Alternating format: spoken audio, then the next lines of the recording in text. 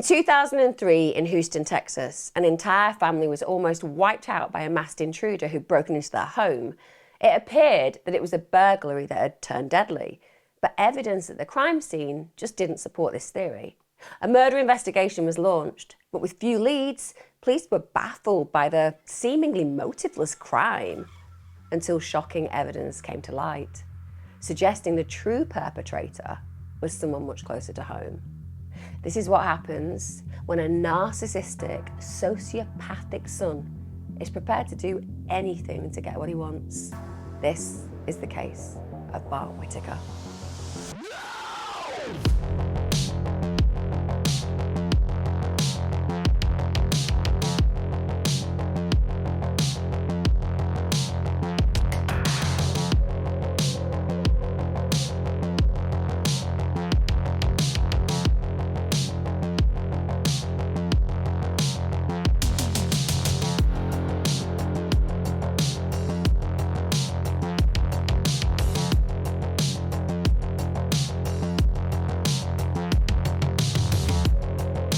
Now, before I get on with today's true crime video, I want to say a massive thank you to my sponsor, Emma Mattress. And the reason for that is I have Emma mattresses on every bed in my house, and now all of my family do too. But my Emma bed just got even better, if that's actually possible, because I've just got the new Emma bed mattress topper, and it's just unreal.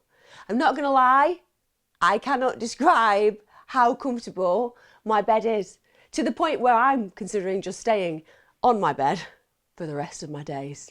Anyway, I know that all of you will want to know whether you can get your hands on one of these too, because who wouldn't? So if you would like to find out more about the Emma bed and Emma mattress and the Emma incredible mattress topper, which I might be a little bit obsessed with, which is why I keep saying it. There is a huge sale with Emma at the moment, and you can get up to 50% off the Emma mattress. You can get an additional 5% off on top of that with my code.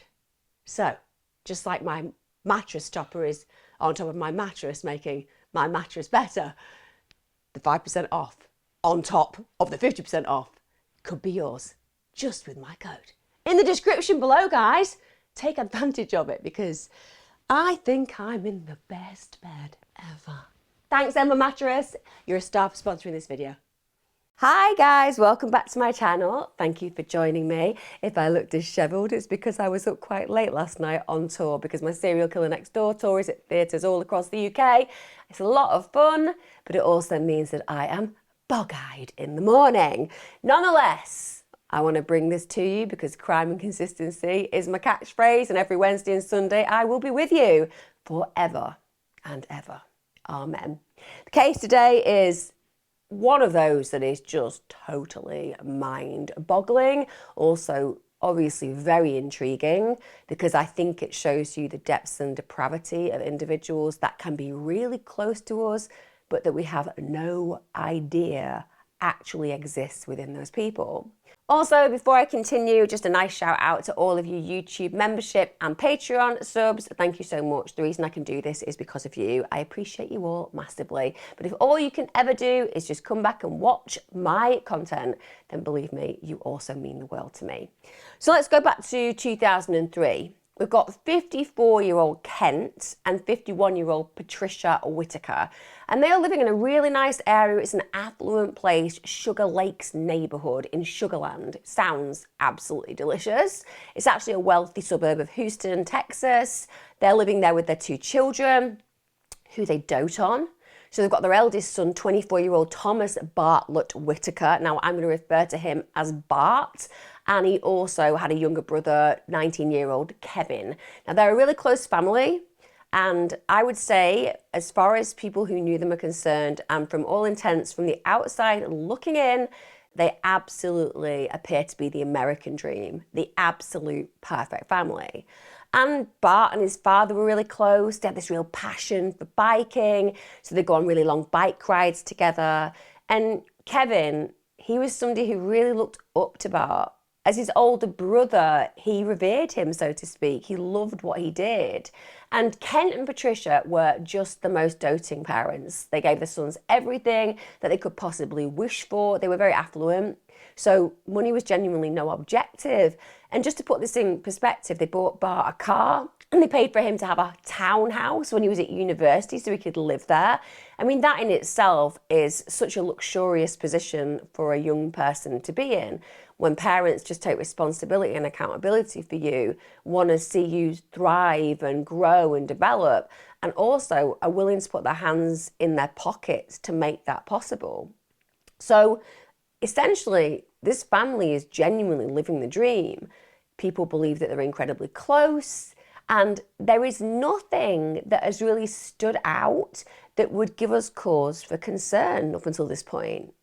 But then we get to the 10th of December 2003, and the family are out. They're enjoying this celebratory meal. This is at the Papado Seafood Kitchen. It's in Stafford, Texas, and they're all together and they're celebrating because that very weekend, Bart was graduating from Sam Houston State University, which is a big deal. So before they even leave the restaurant, because they're in such good spirits and they're feeling really proud of Bart, Kent and Patricia, they go ahead and give him this amazing graduation gift. It's a Rolex watch.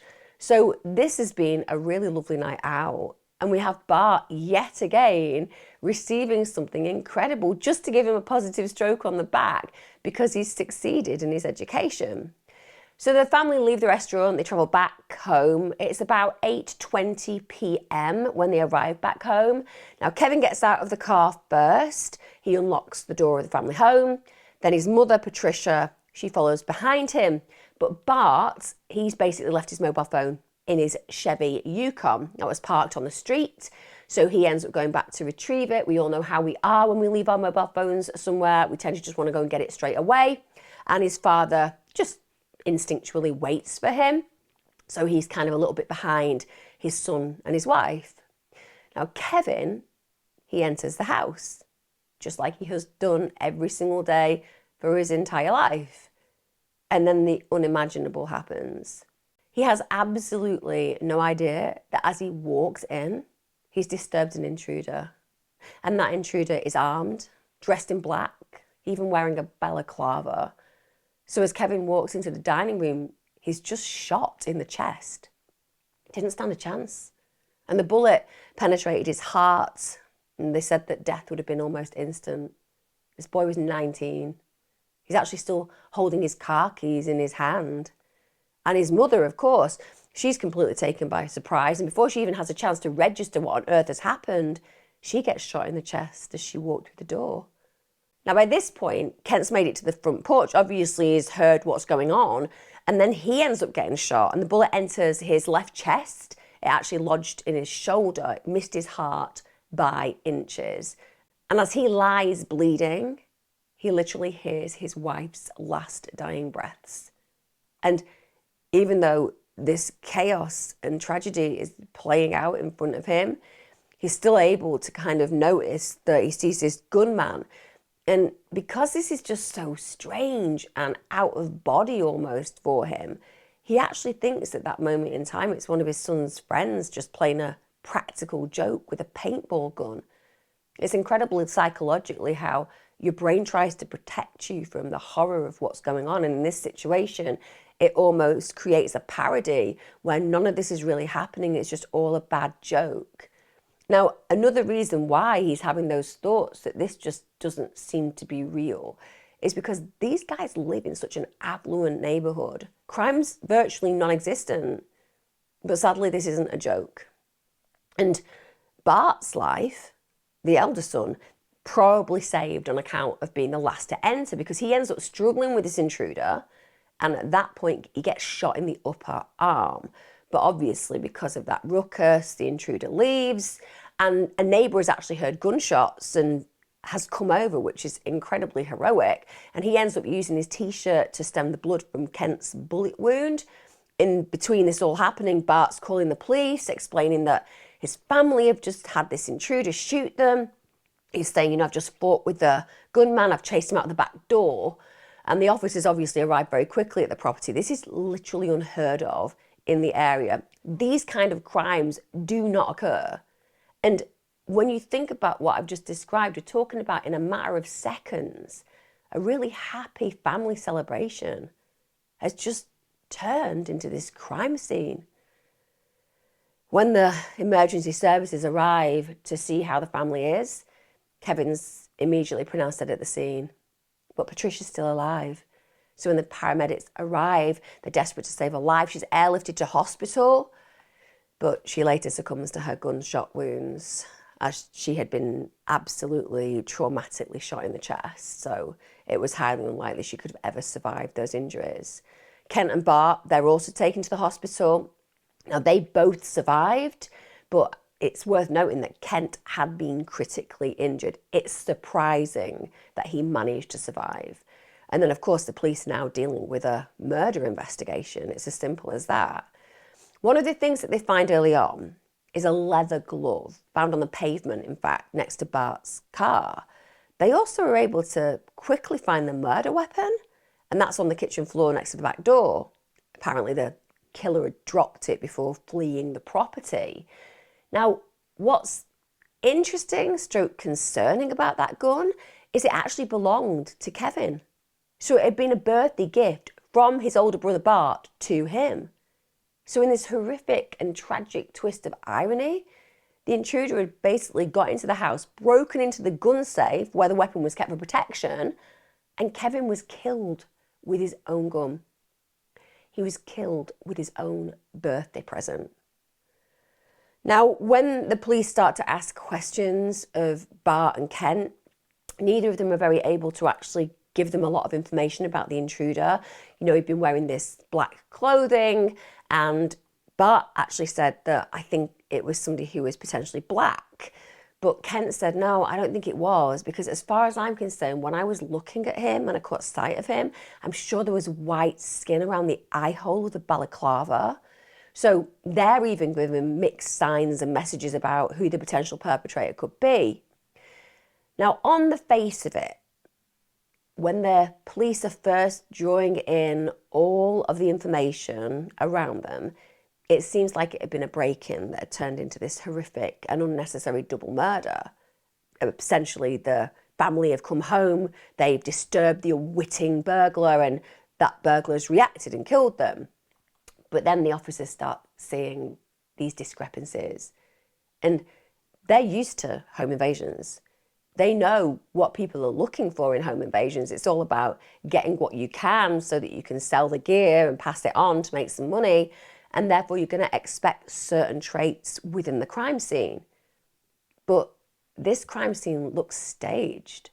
First of all, everything just appears to be far too neat and tidy. There's order in the way that things look, considering what we've just described as this horrific murder after a home invasion gone wrong. Everything should be chaotic. So first of all, they can't find any sign of forced entry. In fact, what they believe is that the back door had actually been left open. And in the master bedroom, which you would expect would be one of the places that an invader would go and immediately look, because if it's in the master bedroom, the parents are going to be the people who have that room, and that's probably going to lead you to things like jewellery and money. But when they get to that master bedroom on the first floor, it's like every drawer's just been slightly opened, but there's been no rifling through them. There's nothing essentially out of place on the floor through those drawers being kind of opened and then dishevelled because somebody's looking for jewellery, etc. In fact, the only thing that was noticeably out of place was a pillowcase on the floor. On top of this, there were loads of expensive items still around, and they were on display, and they'd been left untouched. So you just have to imagine, if you're going to steal items and there were all these lovely expensive items on display, they're the first things that are going to end up in your bag. But no, they've been ignored. And then this staging of the drawers just being slightly disturbed seems to have taken place. And those expensive items included things like computers, video and audio, electronic equipment, silverware, jewellery. And the only thing that they could actually identify had actually been taken was some cash from the wardrobe in the master bedroom. But that's strange, because if you haven't been in that home, then arguably you're just going to go for the things that you can see. It's like a magpie. What's sparkly? What can I remove quickly? Why would you not remove any of that and then go into a wardrobe where seemingly you wouldn't know there was any cash, surprisingly find it and take that? That says to me it's as if the intruder actually knew where to look. And that also demonstrates that whatever the killer's primary motive was, it certainly hadn't been to steal from the house. And then there's more suspicions raised by the investigators because they find out where the actual murder weapon had originally been kept. And it's in the weirdest place because it was in a gun safe in a built-out crawl space in Kevin's second floor bedroom. Like, think about that. How on earth would anyone know where Kevin kept that gun? You'd have to be informed, wouldn't you?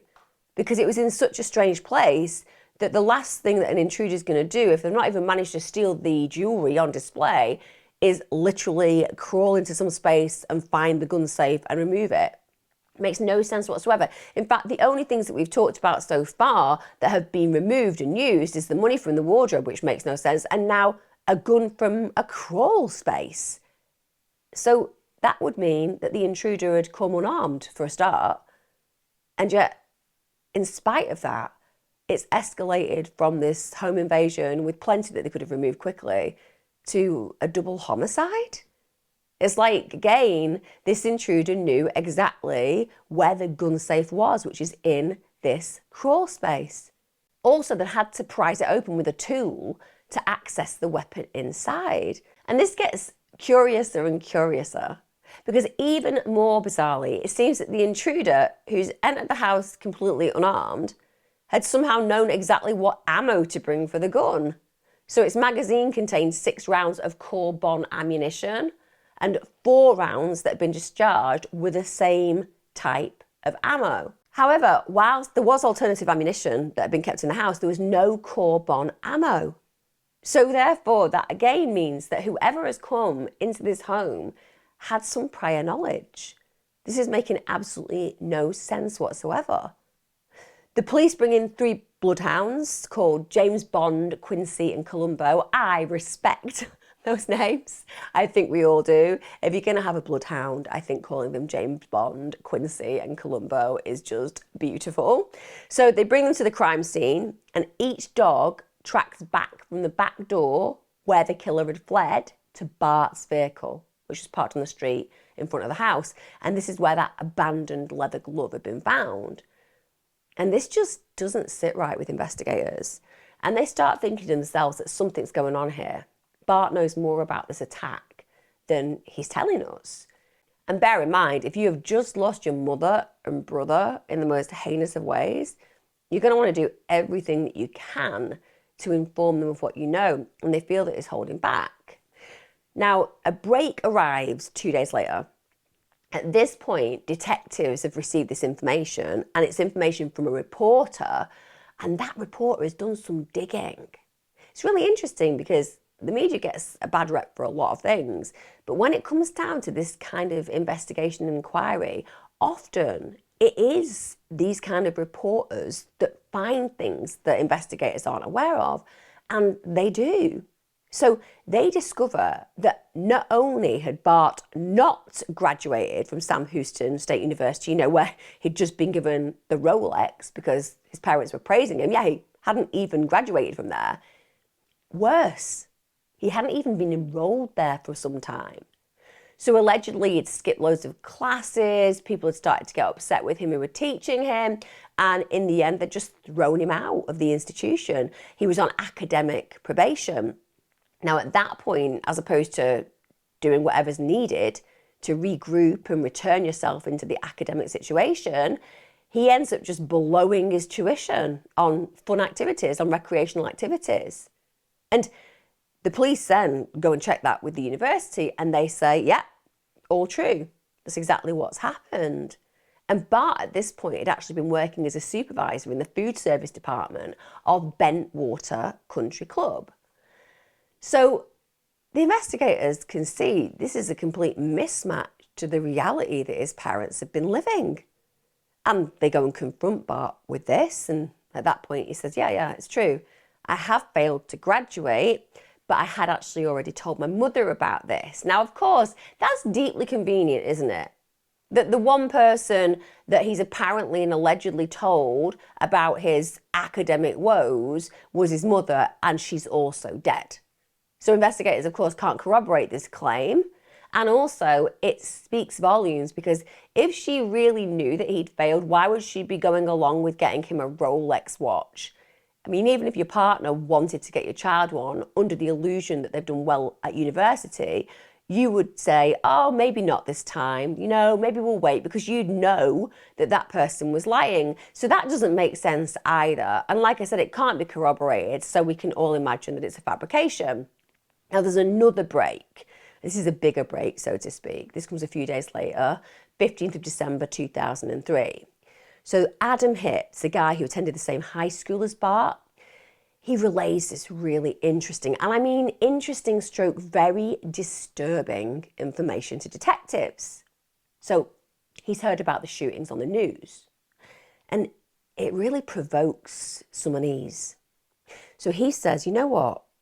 A few years ago, Bart actually recruited me to kill his family. And he said that when he was talking about reflecting on this particular setup, that Bart had wanted to inherit his parents' share of the family construction business, and he also wanted his family's estate. The family estate was valued about $1.5 million. So Hip is actually able to outline in detail to police the plan that had actually been agreed with Bart. So first of all, another of Bart's acquaintances, a guy called Justin Peters, he was a former roommate. He had the job to actually supply the murder weapon. Then Bart was going to go out for a meal with his family, leaving the back door unlocked so he could then make sure the intruder can gain entry to the house. And then the killer was meant to wait in the dining room until the family returned. And at this point, he was meant to shoot dead Bart's parents and younger brother. And he was also advised that to avoid suspicion, because Bart was going to be this sole heir to the family fortune, he wanted Hip to shoot Bart in the arm. I mean, just going to say, sounds alarmingly familiar to the crime that actually played out. I mean, there is literally nothing missing, is it? Striking similarities, striking circumstances of the actual killing. And it's not lost on the investigators, because it feels like this guy has just described a blueprint to murder. In fact, some of the investigators actually believe that Hip knew so much about the actual killings that he could be the killer. But they do some checks on him, and it turns out that he couldn't have been. He was working late on the night of the shootings. So now they're really aware that they don't need to be looking too far outside the home to find out exactly why this crime has played out, what the motivation was, and of course, who is their absolute suspect. So now the police want to track down Justin Peters. So that's Bart's former roommate at Baylor University, because obviously he was the person who was meant to provide the weapon. He happily confirms Hip's version of events. And he said, listen, I actually had the date that the killings were meant to be planned for, and that was the 5th of April 2001. But essentially, the plan failed because details of the plan had been reported to the police by a college friend of Bart's, who obviously is pro-social and actually took it seriously. Now, the authorities at this point, they actually alerted the family. So this plan to kill them, the police told the family that they suspected that Bart was doing this. Now, Kent and Patricia, they just decided that the information wasn't credible. Bart had claimed it was just a joke, it was a misunderstanding, and I can imagine that if somebody came home and told me that one of my children had organised to kill me, knowing and loving them in the way I do, I just wouldn't want to believe it. And if you think about psychopaths who are chameleons, it's quite possible that somebody can seem like a perfectly normal human being in your world and all the while just be imagining how they can exploit you. But you don't know, because as far as you're concerned, they're somebody of great meaning. So even though they get this information, it just doesn't resonate with them in a way where they take it seriously. Now, Peters, he reveals that he'd actually been recruited by Bart to kill his family before this as well, along with another student, a guy called Will Anthony. And so the killings had originally been meant to take place in December 2000. But again, this plan had also failed. And the reason that that plan had failed is an alarm had been triggered at the Whittaker family home after a window had been opened. So this is two potential attempts at murdering his own family by enlisting the help and support of others. And it's incomprehensible for me to connect with the fact that he managed to find individuals who thought this was a suitable possibility. So we're not talking about these individuals going, no, that's not going to happen, what a terrible idea, stop it. We're talking about individuals who actually were going ahead. And if it hadn't been thwarted by somebody going to the police and telling them that this was a plan and the police acting on that, or that alarm being triggered at the family home, these killings could have happened earlier on. And these individuals could have been privy to it and been willing to go through with it. Now, the police at this point are obviously focusing all of their attention on Bart, and they start to look back at his history. It turns out he isn't quite the golden boy that people would have liked to have believed who knew him. Turns out that he got a prior arrest record. So he'd previously broken into his high school, he'd stolen computers from there, something that he would never need to do, because we're talking about a guy who's got a lot of money at his disposal. His parents are very affluent, they're very generous, but he's doing that, and that says something about his nature. Psychologically, when we think about, shall we say, antisocial personality disorder, individuals like that are literally able to go and do things that they shouldn't do just because they enjoy knowing that they can. So it's not just about wanting something for gain and attainment because of a required thing like wanting to make money. It's actually about just knowing that you can get one over on people. And he's doing that. And criminality, we also absolutely see when it comes down to the backgrounds of psychopaths. Also, this plot to kill. You couldn't be more predatory and exploiting of the people that you love than actually wanting to kill them so that you make money on the back of their hard work and their life achievements. But we're seeing this malevolence throughout. Now, his family, once he gets caught for breaking into the high school and stealing these computers, they actually transfer him to a different school. And that's a problem. Because again, it's low consequential experience. This guy does something really naughty, and the way that his parents manage that is to try to avoid the situation and deny it to some degree by placing distance between him and a new school.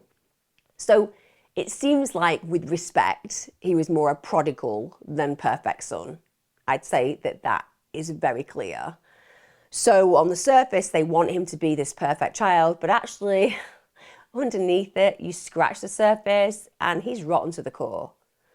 Now, the investigation progresses and two more people of interest get identified. There's a guy called Stephen Champagne and a guy called Chris Brashear. Now, these are another two of Bart's acquaintances, so they both work with Bart at the Brentwater Country Club, that's in Montgomery, Texas.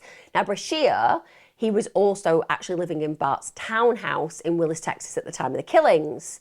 And apparently Champagne only lived a few doors down from them. So clearly these are individuals who know each other and have access to each other, and that gives them an opportunity to plan together. Now, Brashear and Champagne initially get interviewed by the police in January 2004. And at this point, they just deny any involvement whatsoever. Brashear says, look, I did see Bart on the day of the killings, but only to have lunch with him. And then I went back to my own room. I stayed there up until 10 p.m. And he claimed that he and Champagne's girlfriend had then gone to a bar. So they've got this alibi, essentially. Now, DNA and scent samples get taken from both of the suspects.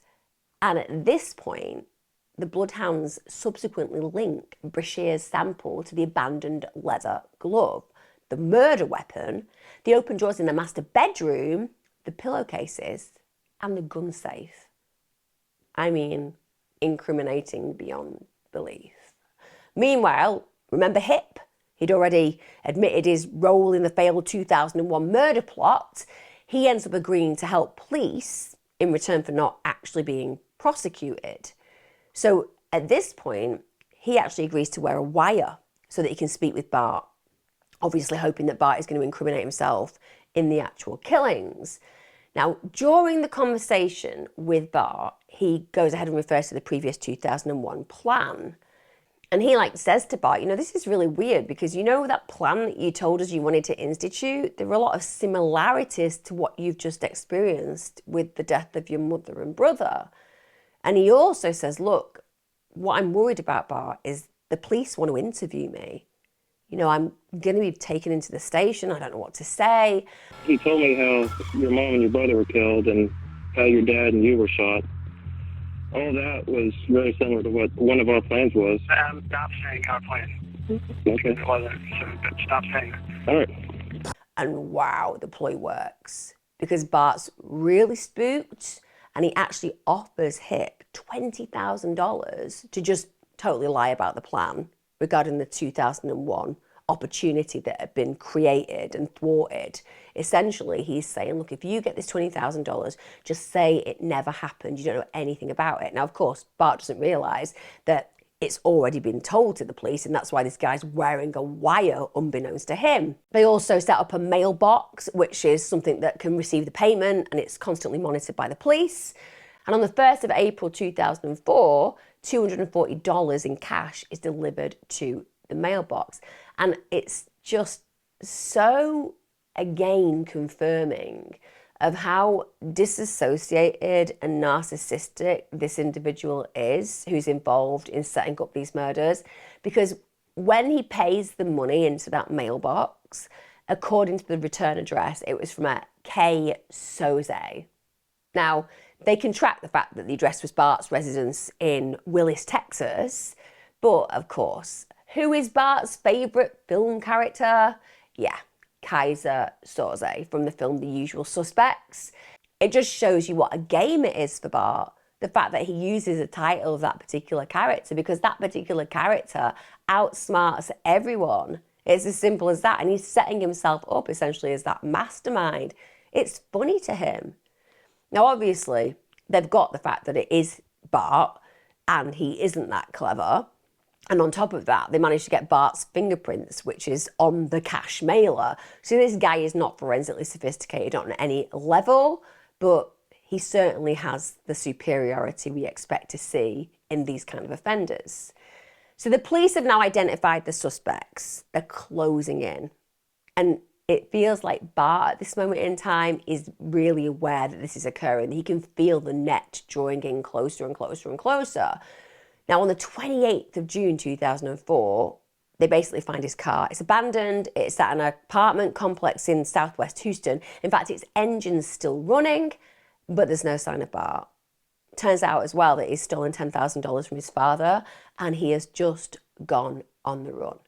Because this guy's got absolutely no intention of ever being brought to justice for the heinous crimes that he's committed. The police are desperate to bring him in. So they end up putting wiretaps on Brashear and Champagne's phones. And the whole premise is that they just hope that out of this trio, they're going to contact each other, they're going to implicate themselves further. And of course, the most important thing is that they want to have Bart's identification occur. They want to know where he is, where's he gone, where are his whereabouts. However, it turns out that this is just really frustrating for the investigators because the suspects didn't actually contact each other. Now, fortunately, there's a major break in the case. It comes on the 28th of August 2005. This is more than 18 months after the killing. And at this point, Champagne makes direct contact with detectives. And he says, look, I just need to tell you everything. I want to let you know exactly what happened. And I imagine the motivation of this is that he's thinking, maybe we're going to get found out. And I don't want to be spending the rest of my life in prison. So at the subsequent meeting, Champagne's basically advised by investigators that he could potentially avoid prosecution as long as he tells the truth. And we see this again and again in plea deals, but you have to be honest. If you aren't honest, then you compromise the plea deal per se. So it's a serious thing when you agree to this. So Champagne at this point says, look, Brashear carried out the shootings. And the worst bit is, I actually took him from the murder scene. I was the driver. He said, I had no idea whatsoever that the murder was going to occur. It was only later that I discovered that. When I helped Brashear dispose of the items that had been used in the killings, I suddenly figured out, my God, I'm being implicated being with this person and having helped them. Now, the problem is, whilst that seems very moral of this individual who just was unwittingly dragged into this murder plot without knowledge, when he actually goes ahead and takes a subsequent lie detector test, he massively fails it. And the problem with that is, if you're told when you're going to take a plea deal that you have to be completely open and honest, you're not going to find anyone accepting what you've said if you then are found out to lie, and therefore your words are shallow. And that immunity from prosecution, well, that's no longer an option. So at this point, he's implicated himself, and he's also failed to protect himself from the prosecution per se. At this point, he decides that he's going to give a videotaped confession. And he says, okay, the game's up. I'm going to tell you the truth. Brashear and me were recruited by Bart, and we were recruited to kill his family. Brashear had been the shooter, and he had been the getaway driver, but he's complicit. He's an absolute cog in the wheel where this murder is being concerned and carried out. Now, after the shootings had occurred, he'd driven Brashear to the bridge over Lake Conroe, and this is where the items in the killings had been disposed of in a bag. And actually, the police were very fortunately able to get a canvas bag from the lake later down the line, and it contained various items, including a metal chisel, that was what was used to open the gun safe, a black glove, which was the one that was matching the one found at the crime scene, and also those all-important Corbon 9mm bullets. So Champagne and Brashear at this moment in time are subsequently arrested. That's September 2005. And of course, all the while, they are still searching for the main perpetrator, so to speak. The person who's organised these executions, Bart Whitaker. Now, as we know, this has been a plan for a long time where Bart Whitaker is concerned. And it turns out that he'd actually brought the topic up about killing his family with Champagne and Brashear in the summer of 2003. Now, initially, they thought it was just this joke, but it's obvious, as we know from the previous desires to murder his family, that he wanted to just gauge the reaction. You know, what if I say this? What if I just test out this idea? Will they show disgust, aversion, fear? And if they don't, have I got the foundations to push this further? Now, Champagne apparently had been really opposed to the plan initially, but Bart had said, listen, if you don't help, you're already guilty of conspiracy. Because at the end of the day, I've told you what's potentially going to happen and you haven't actually acted on this. And so therefore, apparently Champagne had said, okay, well, I'll agree to be the getaway driver. Now, I don't think it takes anyone with any knowledge of crime to know that that makes it sound like a pile of BS. Because with respect, somebody can tell you that they want to do something, somebody can joke with you about doing the most heinous of things, but if you don't get yourself involved, the most that you can be guilty of at that moment in time is not believing when somebody is creating this plan of action. You could arguably say to any investigator, yeah, he told me he was going to murder his family. I thought it was a joke. No one's going to be seeing you as a co-conspirator, but the minute that you get in a car and drive somebody away from a murder scene, you are banged to rights, you are looking at a hefty sentence in prison. But essentially, this is his excuse. Oh, I didn't know what else to do. I was basically blackmailed into this situation. So now what we know is the police have two of the three main players in this situation. And also, it's just again evidence of that really nasty nature that Bart has. He's been planning this again and again with different people, trying to ensure that he gets what he wants, which is essentially money. That's all he wants. He wants money. He wants to be able to have the freedom to do whatever he wants to do. And also he doesn't want his reputation sullied because obviously he's a big failure and he doesn't want anybody to know that. So the easiest way to manage that situation is to murder the people who have created him, who have loved him, his brother who admires him, get them all out of the way so that his failure doesn't really matter, and now he's got an abundance of money that he can do what he wishes with. That's how dark his nature is. We get to the 14th of September 2005 and the police are actually contacted by a man who calls himself Mike Jones. Now he says, I know where Bart is. I absolutely know where he is. He'd actually paid me $3,000 to get him where he was going, and he's in Mexico. Now, it transpires down the line that Mike Jones isn't just a driver. He's not just somebody who happened across Bart because he was paid to take him somewhere. Turns out he's actually a co-worker. It's a guy called Rogelio Rios. Now, he said that he wanted the 10K reward money on offer, and that 10K reward money was enough for him to basically go and rat on Bart. And it turns out that Bart had actually been living with Rios' father. That was in Mexico, and he was even using Rios' name. He'd found a new girlfriend, he'd been working in her father's furniture store, and allegedly he was like really popular. People really liked him, he was a hard worker, he'd made lots of friends, and he'd even spun this story, which is just totally unsurprising because clearly you give a narcissist an opportunity to kind of reinvent themselves. They're not going to reinvent themselves as, oh, I don't know, I'm just the boy next door. They're going to reinvent themselves as somebody super impressive. And clearly he hasn't got access to a lot of money, so he can't be the rich, successful business individual. So instead, he's a war hero. Yeah, basically he says that the reason he'd got that bullet wound was he'd been shot whilst fighting in Afghanistan. So he's created this whole backstory where people feel sorry for him, they praise him, they see him as a hero, and all the while we know what that bullet to the arm actually came from. Also at the time he was claiming that his mother was a prostitute and he was basically an orphan. So again, what's he getting across? Feel sorry for me, haven't I done well? Look at how I've really morphed into this pro-social human being who actually protects people, gets shot in Afghanistan, had this horrible upbringing with this mother who was a sex worker and didn't protect me. When what we really know is the real mother, she would have laid down and died for her son. So again, on a reputational level, he really has no care or concern about his history, no respect for his family. And after he's kind of created this web of lies, he'd moved to Monterey, and that was because he wanted to find more work. So he's basically created a whole new life for himself. So then on the 22nd of September 2005, after the FBI have been given this information, they then work with the Mexican officials because obviously he's in a different country, and that means it's not as easy to just bring somebody back into the United States. So they work with Mexican officials to apprehend Bart. It's basically a job interview at a restaurant, and this is when they're able to return him to Texas.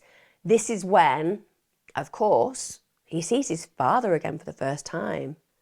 And the first thing that Kent says to Bart is, "You look well." And Bart replied, "Yes, I am, Dad. I'm just so sorry. I'm so sorry for all of it. It's all my fault." And apparently it was at that point that Kent realised, this is real. My son really is guilty. I can't imagine how that would have been for Kent. Because I guess you just want to believe that the police have got it wrong, that Bart's on the run because he's scared of being found guilty for something that he's completely innocent of. Because Kent is struggling, and I mean acutely struggling with the reality of this situation, acutely struggling to believe that his son could ever carry out these reprehensible actions. And yet, in that statement, it just fully confirms it for him, and he realises that his son, yes, is his son, but he's also a double murderer of his own brother and his own mother. We get to December 2005, so this is 2 years after the killing, and the state are very, very clear at this point. They're going to seek the death penalty in relation to Bart Whitaker. Now, even though I think that he fully deserves that without a shadow of a doubt, because just think about the kind of malevolence involved in these actions, the planning, premeditation, the aggravating factors. My God, you're killing your own much loved brother who adores you, and mother because she can be a cash cow, and attempt to kill your own father. You are a highly dangerous person, and I can imagine that very few people would feel that you needed to be saved. But at the same time, we have to remember that Kent is a surviving parent, and so emotionally, it is going to be a struggle for him. You might hate the actions of your child, you might resent what they've done and how they've transformed and created chaos in your life, have these stolen people that you love, but this is also your blood and flesh and skin, and the idea that they're now up for the death penalty is going to be emotionally very difficult for him. Now, 25-year-old Champagne, bear in mind he'd already assisted the state in its prosecution of Bart and Brashear. he gets to agree to this plea deal to a lesser murder charge. So he gets 15 years in prison. And when it comes down to Brashear, they don't actually seek the death penalty there. They conclude that, as far as they were concerned, if Bart hadn't been influencing this particular individual, he would never have carried out the crimes. So they don't seek the death penalty because of that. And in the end, Brashear pleads guilty to murder in September 2007. He gets 30 years. So he does get a relatively harsh sentence, but we all know in the States people are often locked up forever when they've committed a crime. So he does, to some degree, get a lesser amount of years than we've seen in other scenarios that are similar to this, particularly when we think about it being a planned and premeditated murder of an entire family. Now, unbelievably, during the preparations for the trial, the DA receives a Christmas card from Bart. And in this Christmas card, bear in mind that this guy wants to prosecute this guy and also send him to his death. Bart literally states in this Christmas card he should keep his family in mind during holiday season. That is such a veiled threat. He's not doing from the goodness of his heart. He's not saying, oh, I really hope you have a great Christmas. He's letting him know, you better keep your eyes on your family because, you know, you never know quite what could happen. Again, that psychopathic streak just running through his veins. Now, even though Bart had literally attempted to have his father killed and successfully murdered his own mother and brother, Kent never stopped supporting him. He always fought his corner.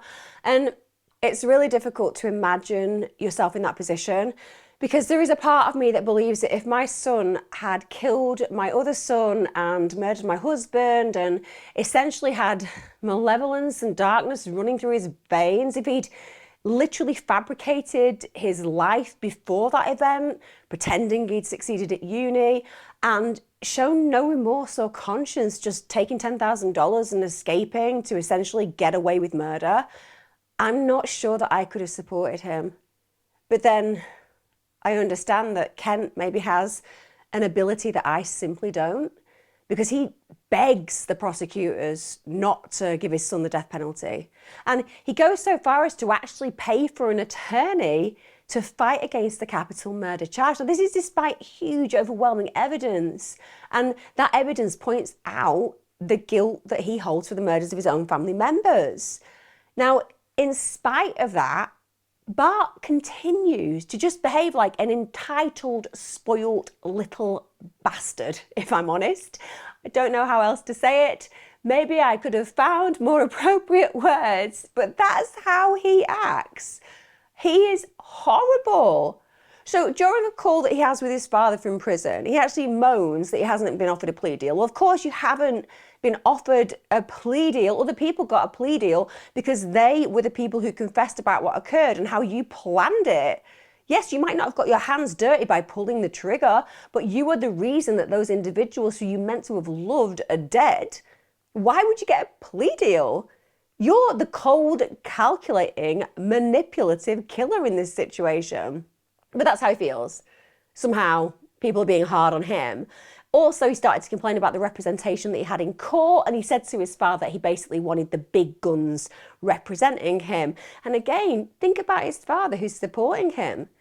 And he's listening to this little brat of a child, this murdering psychopath, insist that he wants more. The narcissism involved in that kind of exchange is unimaginably huge. And he's saying this all the while to the man whose wife and son he'd killed for money, who he'd executed essentially, because he just wanted everything for himself. Now, there is actually a plea deal that was offered, and Bart refuses it. So when one arrives, because he's been moaning about the fact this hasn't arrived at all prior to this situation, he basically says no. So they offer him 2 charges of capital murder in relation to his mother and younger brother. And because he says no, he doesn't feel that he's happy with that, it means that the judge has to basically enter a plea of not guilty on his behalf. That means that there's going to be a trial, and that means that the consequences of that trial might be very severe. Bear in mind, if you haven't shown accountability and responsibility, if you haven't shown remorse, if you refuse a plea deal, then it's all on the table. What can happen? So we get to the trial in 2007, and this is where Champagne just gives an absolutely damning load of evidence against Bart. So first of all, he's able to intricately detail the plan to execute his family. So this is how it went. On the day of the killings, they'd even changed the license plates on Champagne's vehicle. Champagne had then stayed outside the restaurant waiting. And then when he sees Bart and obviously the unsuspecting family, and he's watching them celebrate this supposed graduation, he just sits patiently until they've finished the meal. And then when the family have left, he starts to follow behind them. And he parks in a street behind the house, just as he has been instructed by Bart. Now, after he's followed the family home, he basically receives this call from Brashear, and he tells him that he's actually in the Whittaker family home, but he also notes that he's lost one of his black gloves, obviously the black glove that turned up at the scene. Now, after the shootings had taken place, Brashear had then ran to his car, jumped in the back seat. He had a large amount of cash apparently with him in a white envelope, and this is because Bart had instructed them exactly where to find it in his parents' bedroom. Now, during that journey, that obviously Brashear is now taking Champagne away from the scene, he actually starts to describe the murders. And he states that when 19-year-old Kevin walked into the dining room, he basically pointed the gun at him, and Kevin literally smiled. And you can imagine it, can't you? Because he's probably thinking, what's this kind of joke? This isn't really happening. And there's that nervous reaction of the smile. And then he shoots him. And of course, his mother and father, he then shoots as well. And he just goes ahead with this absolutely heinous, horrific plan. And then, of course, he talks about staging that wrestle for the gun with Bart, because clearly that was the whole premise, wasn't it? Make sure that he gets shot in his arm, so he's not going to get mortally wounded. He's not going to bleed out. It's going to be okay. He'll survive it, but it's going to be enough to make it look like he's actually had a struggle with the intruder. So Brashear does that. As soon as he's shot Bart, he leaves by the back door. Then changes the number plates back, dumps the evidence in the lake, changes the clothes, and after that, they go out drinking. They use that stolen money that they've just taken from, as far as they're concerned, the murdered Whittaker family's home, and they use it to buy drinks. Now, a few months after the killings, Bart, Champagne and Brashear meet up. This is February 2004, and the reason for this is that Bart wants to question Champagne about what's gone on with the police, and what's really scary is that he added another element to the conversation that nobody was expecting. He said the job wasn't finished. And at this point, he coolly and calmly starts to discuss how they're going to kill his father. Because of course, he wants everything. And even though at this moment the net might be closing in, he's still willing to take a risk. His father needs to be put out of the way. So this is an individual who's lost his mother, his brother who adored him, hasn't considered changing his actions. He isn't averse to what he's actually created. He's not dealing with the collateral of not having these people in his life and thinking, my gosh, what have I done? No. He's just thinking the job wasn't complete. The job needs to be completed. I can't imagine how Kent would feel hearing this kind of evidence, even though it doesn't seem to dissuade him from supporting his son. So we have Will Anthony, Justin Peters, Adam Hitt. They also all give evidence against Bart. And obviously this is about those earlier failed attempts where there were plots to kill his family that they didn't go through with. They talk about how Bart's highly manipulative, that he's really, really able to control people. And one of the things that Bart does is what psychopaths are known for. So a psychopath will look at you and they'll pretty much instantly know whether they can exploit you. They sniff out vulnerability, they can smell it literally. And so he looks for people who are in that moment a little bit broken. And then he'd form friendships with each of them. And this would be where they were dealing with real low points in their lives. So Peter's, for example, bless him, he'd just lost his girlfriend in a road traffic accident. So he's not thinking clearly. He's dealing with the throes of grief. And then Hip and Anthony, they'd actually been expelled from their courses. So essentially, they're also in a position where they're not sure where they're going. Money might be a problem. They've let people down. And Bart knew this. And he uses it to exploit their vulnerability. It's what a stone cold psychopath would do. So we get to the 8th of March 2007. It just took 1.5 hours deliberation. Now we all know if it's only 1.5 hours deliberation, they may as well not have left the room at all. The judge should have said, have you got your decision? Do you want to go and retire for a bit, have a sandwich? Oh, you've got your decision. Oh, it's guilty, is it? Yeah. Because clearly we know that if it's that short a time, it's going to go one way or the other. But with the evidence that we've talked about so far, when that deliberation occurs, it's clear he's going to get found guilty. And he does. He gets found guilty of 2 counts of capital murder. And then during the punishment phase of the proceedings, and amazing things happen, really. Bart's father, Kent, even his mother's brother, they both plead for leniency on his behalf. And they even take some responsibility. They say that Bart's been basically spoiled, that he's had loads of pressure on him to succeed, and essentially that's why he's decided that the only way out is to murder these innocent people who have loved him his whole life. But hey, that's clearly something that Bart's father needs to do for his own conscience. And his mother's brother may have felt that this child was heavily spoiled, but a lot of us spoil our kids. They aren't plotting to murder us. Now, fortunately, at this point, the jury didn't get their violins out and start saying how sorry they felt for Bart, because at the end of the day, they're not stupid. Bart acted in an inhumane way and executed his own mother and brother. Why would they give him any sympathy or extend any kind of leniency? Because he got spoiled. Oh, so you got a really lovely life and you got really spoiled and you got everything you could ever dream of and you got the Rolex watch. But at the end of the day, you were spoiled and you wanted more. So you thought, I'll just kill my parents and brother. Said no rational human being as an excuse ever.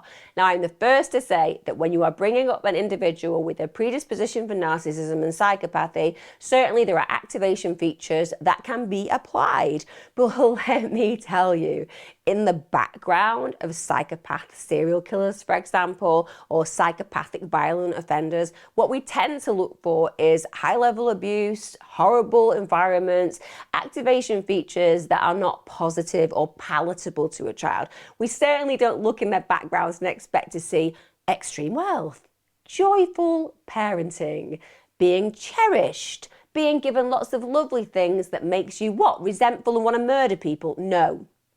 What you have where this man is concerned is narcissism in every cell, psychopathy running through his core, and somebody born to be a killer. This isn't somebody that's been created. This is somebody who literally, as far as I am concerned, was born that way and whose outcome was always going to be of this malevolent nature. Now, the jury, as I said, they don't care. They will have had their own lives, probably a lot harder than Bart, and not murdered the parent for it. And when it comes to him, he basically says, oh, well, as a person, what did I develop this really irrational hatred of my family because I had to succeed. Oh, boo-hoo. Did you have a bit of a tiger parent who wanted you to do well for your own life and paid for you in every way, shape or form so you could succeed? And that makes you angry with them, does it? Oh, how could you possibly cope? But this is his excuse, because it's not about him, is it? It's about everybody else's fault. If they'd just been nicer to him and kept paying for everything without expecting anything back, what kind of planet does this individual live on?